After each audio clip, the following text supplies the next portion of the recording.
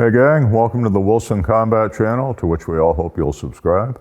We're at the Circle WC Ranch in Texas, and welcome also to the latest Wilson Combat product line, the SFX9. We have the good fortune to be with Bill Wilson today, the guy who created the whole concept, and I'm going to ask him to take you through why SFX9s are here and why there's more than one of them. Bill? Welcome, Massad. Thank you. Good to have you back to the ranch again. Always good to be here, brother. Yeah. Which was the first?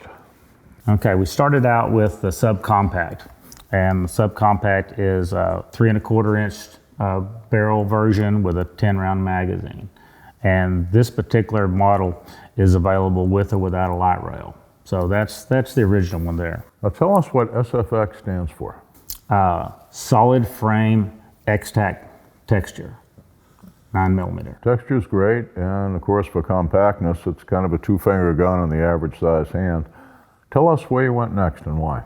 Went from there to offering the same top end with the 15-round lower. So now you got a 15+1 capacity, still got the 3 1/4 inch top end, and all the SFX series guns are available with the True Zero optic capability. You know, you can get various optics on the guns also. Now, can you tell our viewers what True Zero concept is?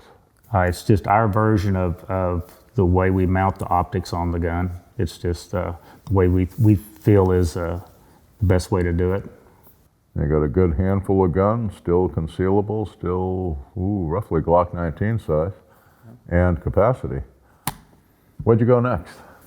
From there we went to what's my favorite. This is the 4-inch barrel, 15-round version of it. This would be what you'd refer to as a compact model. My personal gun like this has become my absolute favorite handgun. Now tell us why that is.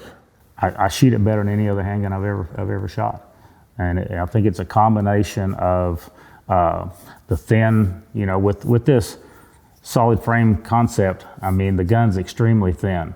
And as I think you know, anytime you have a thin gun and you're gripping front to back and you're able to really get your hand in there, the gun doesn't have much of a tendency to want to turn under recoil, especially when your hands are sweaty. You know, you take like our old favorite, the Browning High Power, the gun's so round, it wants to turn in your hand, you know, under recoil. And with this gun, I mean, it's like a single stack. It doesn't have that tendency to want to turn in your hand. The fact that with the 4-inch cone barrel, the gun comes back on target very fast. With the thin grip, it doesn't move in my hand.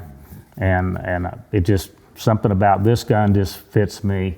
And like I say, I shoot it better than any other, you know, handgun that I've ever had as far as self-defense, you know, scenarios and stuff like that. So it's absolutely, you know, my favorite of the bunch. It all makes sense, and that slimness also lets you get the hand in a little bit deeper, get a little bit more trigger reach. Now, if you look here, average size adult male hand, I can get onto the joint instead of the pad, which gives me a lot more leverage and rapid fire.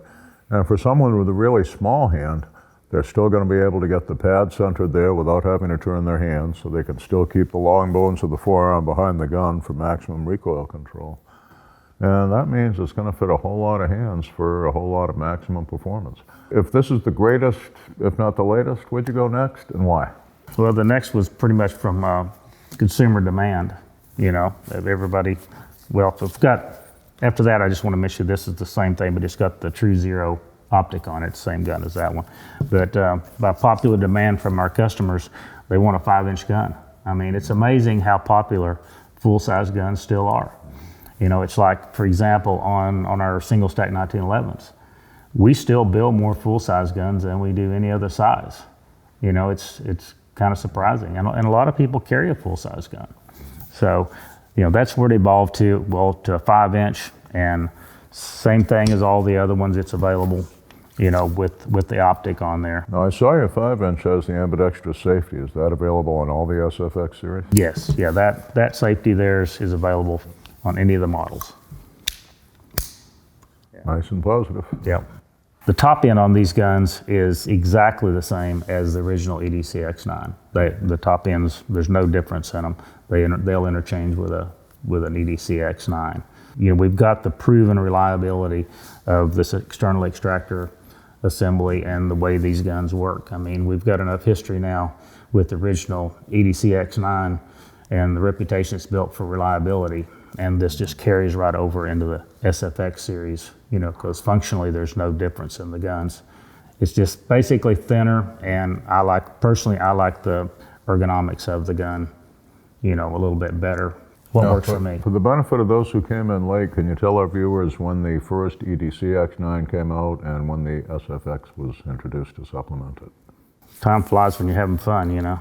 We've had the X9 series out now 4 years, I believe, and these came out, I think, early in 21, I believe. We started doing the SFX. Do you have any plans for any new additions to the growing family here?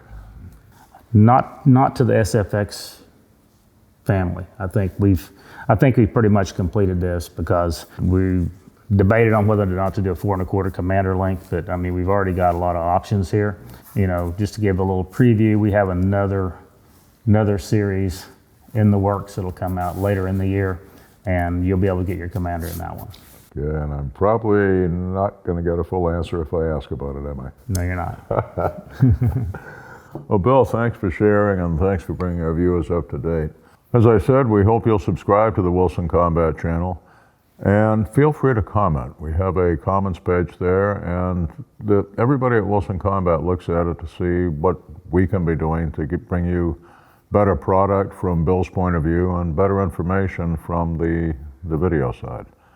So we'd like to hear from you, and we hope you'll keep tuning in. Stay safe. We'll catch you next time.